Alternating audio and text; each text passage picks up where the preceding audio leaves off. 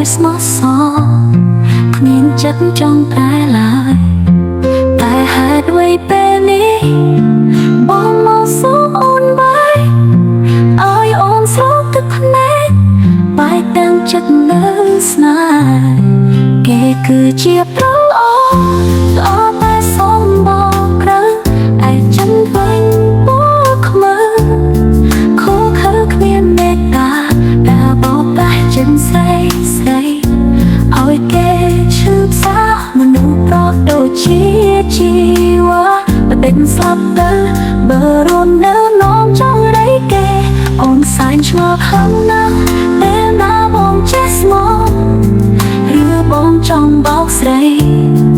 ឲ្យអន់លើផែនដីក្បត់អូនទៅស្នេហ៍គេក្បត់គេលួចមានថ្មីបងមានអ្នកទៅថ្លៃទើបបងឆ្អែតចិត្តទៅ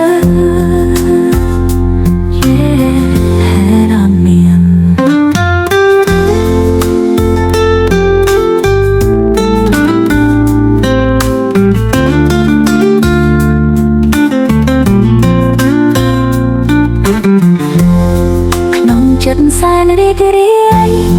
ព្រោះមានសងសាល្អស្រឡាញ់ដោយស្មោះសរគ្មានចិត្តចង់ប្រែឡើយតែហេតុអ្វីពេលនេះបងមកសួរអូនបាយឲ្យអូនស្រោបទឹកភ្នែកបាយទាំងចិត្តនៅស្នេហ៍គេគឺជាប្រល្អល្អតែសុំបងព្រឹងឯចិនវិញ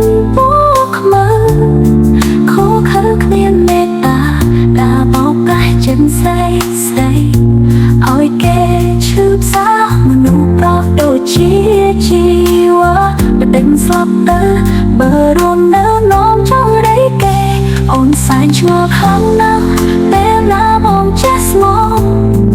ឬបងចង់បោកស្រី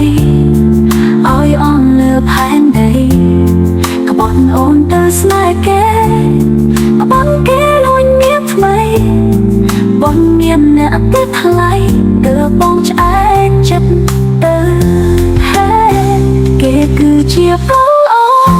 ល្អតែសុំបងព្រឹងឯចិនវិញពោខ្មើ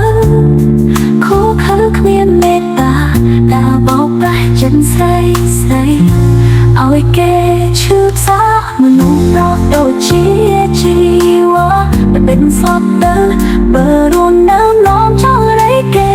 រួននៅធ្វើអ្វីងំចង់